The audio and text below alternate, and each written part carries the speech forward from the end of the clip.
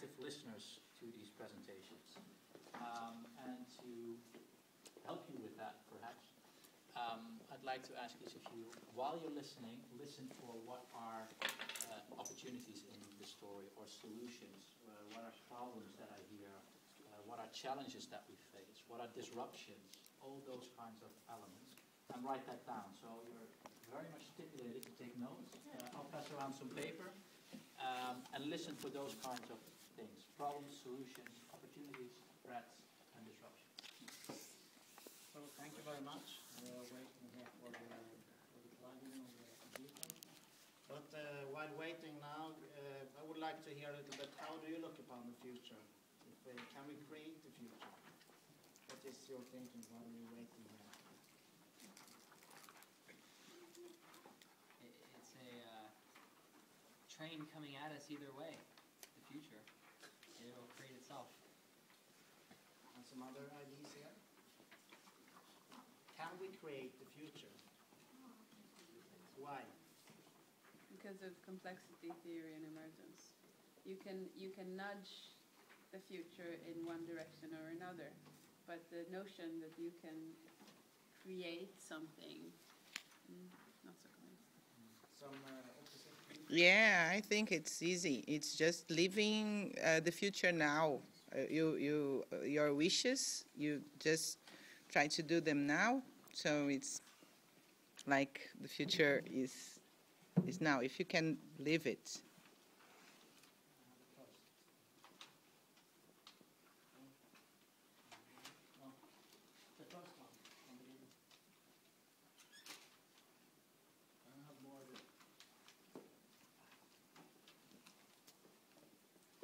I've got a future for everybody. This paper will fly. Sort of. Backwards. Yeah. It's a good beginning. There are certain points of flux in time where sort of an idea can change the paths of the world. Let's take Marx in the 19th century coming up with an idea of a certain order which becomes almost like a religion for 1 billion Chinese people. And that's a doctoral group in Berlin creating this idea which actually puts a wave somewhere else. So of course, but he could never foresee these actions, but that idea as a concept did change the life for very many millions, thousands of millions of people. So of course there are certain viral concepts about ideas that spread throughout humanity, and that's in a way, without knowing the consequences of it, we can of course create certain futures there. But create, when you say create, do you assume agency? Do you assume, when you say can you create the future, do you assume that you can have, you know beforehand, or you can control the outcome of what you do in a certain direction or not? That's an interesting point. We can go into that later. But anyway, I wanted here to start with designing the future. And this is, I will present myself a little bit, but this is really what I'm doing over the last 6-7 years. I wanted to present a 2-minute video to start with. Hope it works here.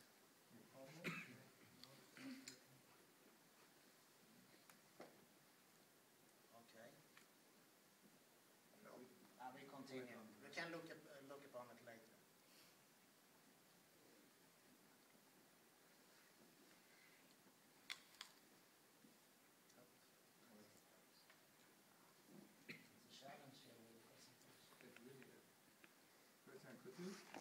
I have no idea, but perhaps... I will put it down as a disruption.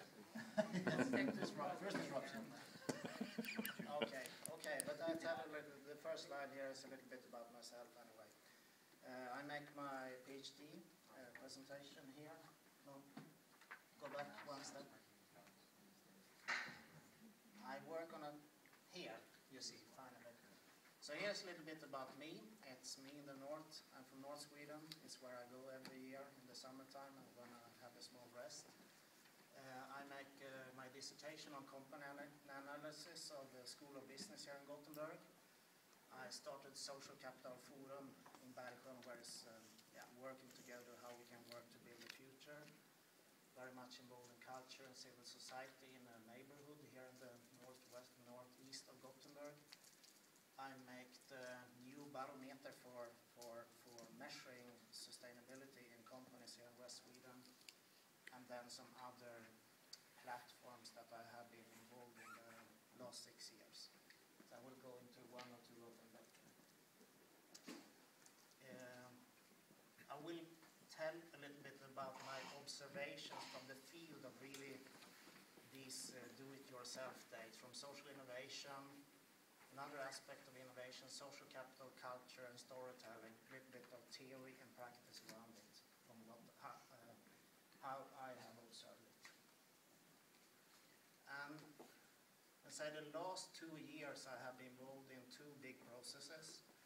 One is social capital market, designing the future, which is, I was content producer of the market, how you invest in good business. And we had a conference in Malmö in May. And the second was Social Capital World Forum Living with this Planet, which is a type of a crowdsourcing platform where we had a lot of activities this year. So it's based very much on the observations around this process. So what I would like to see, what I have seen the last years is that we're building like a parallel society that is very difficult to observe for the institutions, for the politicians, for the big businesses, or for our traditional institutions. We are building like a separate digital world. We have new concepts: social enterprise, social innovation, social capital, sharing economy, alternative education. We have new forms, social currencies, Creative Commons, crowdsourcing. We have new movements, Yellow Week, Burning Man, Future Perfect, WeShare. And we have new places where this interaction happens. We have SoCap, Sustainatopia in Florida, Rebuild 21 in Copenhagen, Dreamicon Valley, a new cluster outside Vienna for social entrepreneurship, with a hub, Future Perfect, and this. There are lots of things happening here. We also have new innovators and accelerators building up this new business and reasonable institute, Village Capital for startup impact assets, and we have new ways of measuring this parallel society.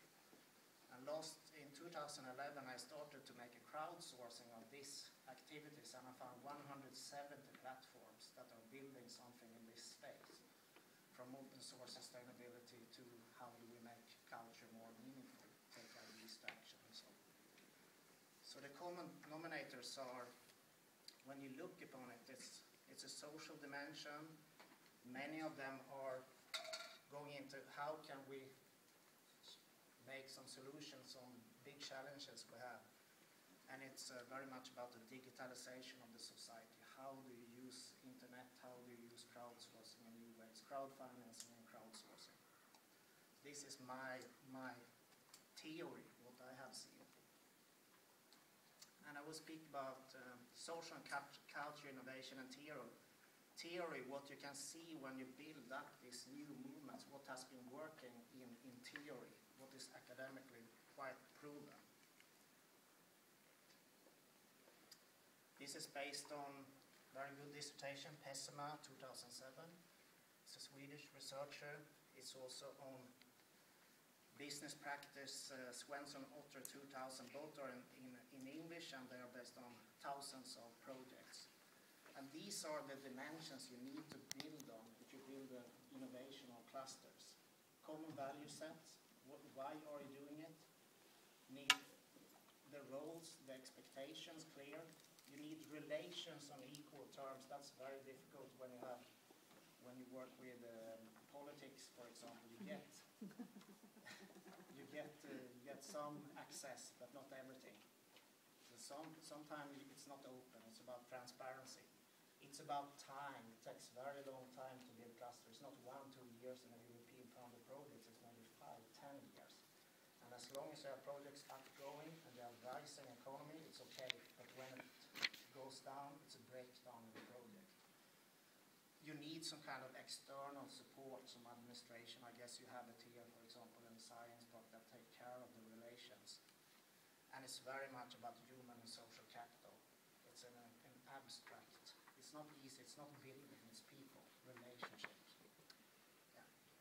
So here you come to the challenges in the next step when you're going to build it. We heard yesterday, how can you measure human and social capital, and how can you govern and manage or facilitate it? There's lots of ongoing projects, and for example, blended value, social return on investment. Joachim here's developing for 10 years the social dynamic graph, and a lot of interesting culture institutions, how they can be measured as well. But yeah, I clicked on. The top of the iceberg is quite well known. And one more. It's business value, the economy we know, and here's very much about the social capital.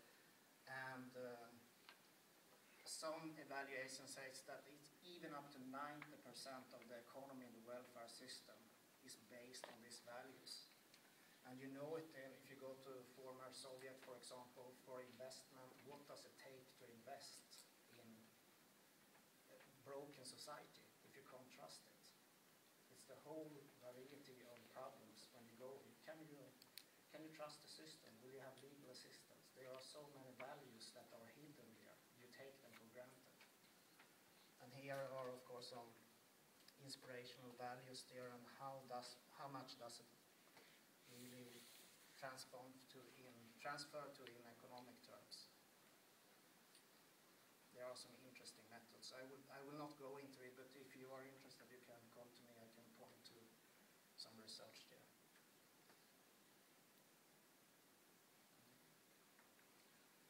Here is one way to measure the iceberg, the bottom of the iceberg.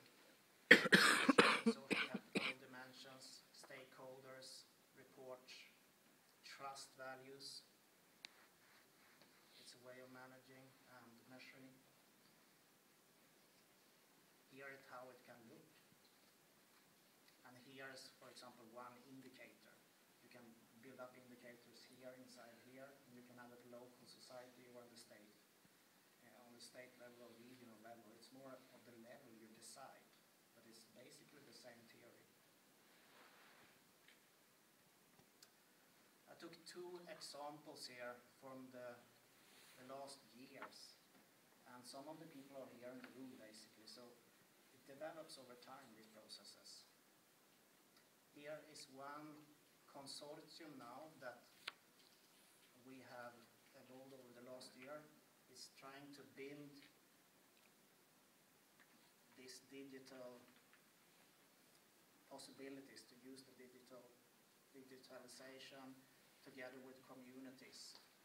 We have Copenhagen Business School, Madrid, Greece, where they are really good in the knowledge extraction, data extraction. And we have interactive designers, and we have communities in the digital space, and try to interact that. We have sent this to European Union in a call. And here is the ID. Maybe you saw it yesterday in the hall, experience hall. So here is a place in the North Atlantic Sea, the fortress hold, and to have games there and to work together, and then to extract the information out. And the university we try to get more aware of what you are doing. That's the main thing. Can you just describe that for a second? Can you go back one slide and just describe it, because I missed it at the expo yesterday? Can you just give? Yeah. If you go back 1-2 years, I met the person from Germany in Hanover, and he was working on a platform here like a social object, and also another project, as soon as possible island. How can you build islands and material to visualize and make you aware about climate change? I can make a comment. That's Zealand. It's a micronation outside of the British coast. Yeah.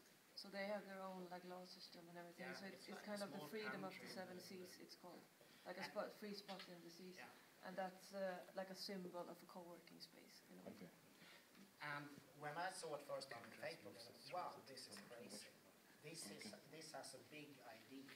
That was my first impression. Fun. And so we started the discussion. He came here. We had a Skype on. He presented in Bergstrand, and it continued. And then we had the conference here in early December. And then we said we should do something bigger. Yes, and we wrote the proposal, and some of them are here now. So it emerged from a long process, and different factors come together.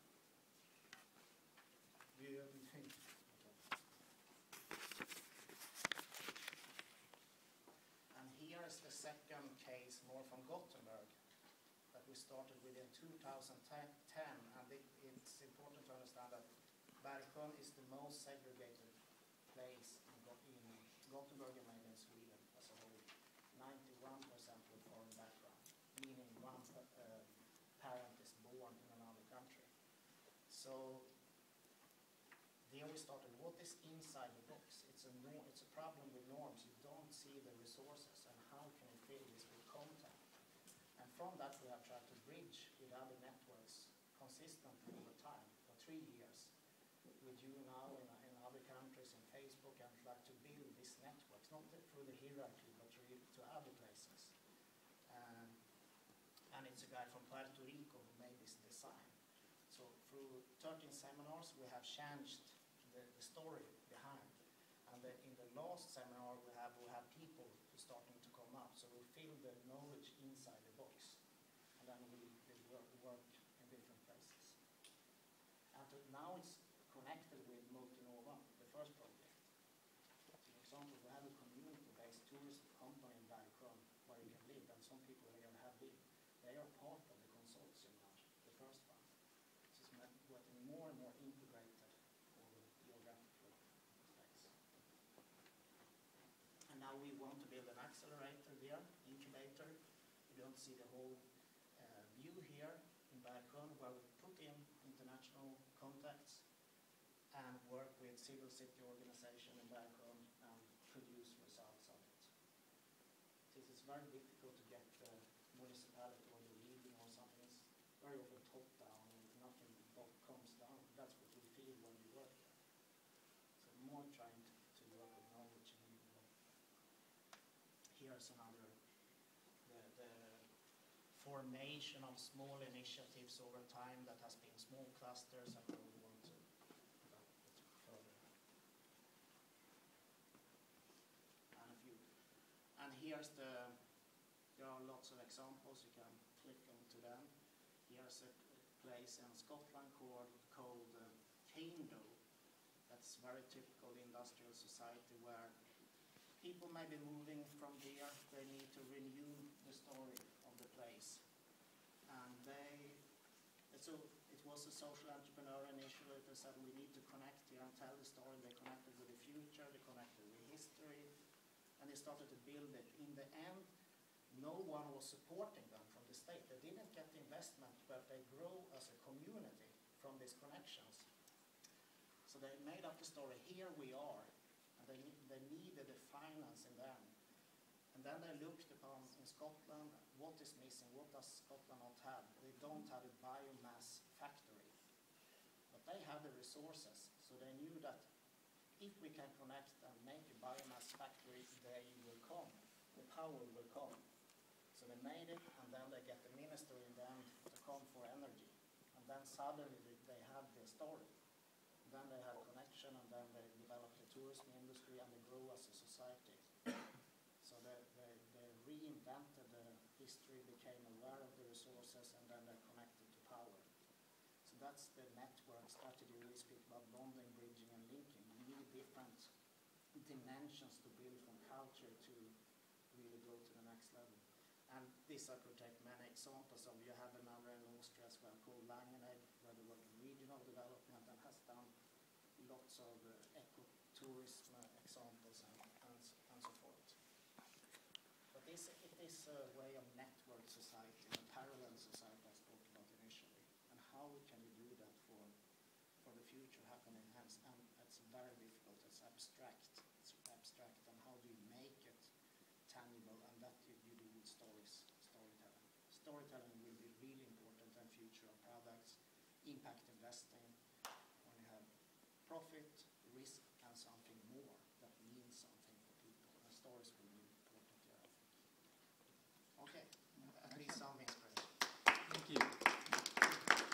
Okay. Bert-Ola will be participating the entire day. Is tomorrow as well? I think so. Yeah, right. So we have plenty of time to ask him more questions and details, and he'll be collaborating on those questions as well. I've asked Jasmine.